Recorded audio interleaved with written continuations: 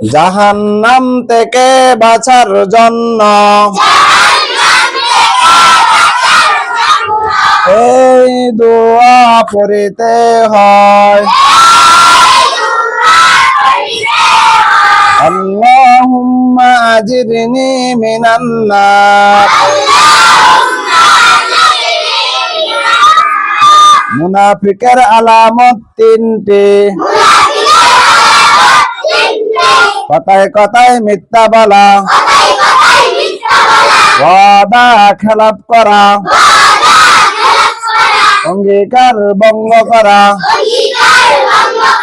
চারটি কাজ করিলে মহিলারা জান্নাতি। নামাজ, রোজা, স্বামীর খেদমত, নিজের হেফাজত।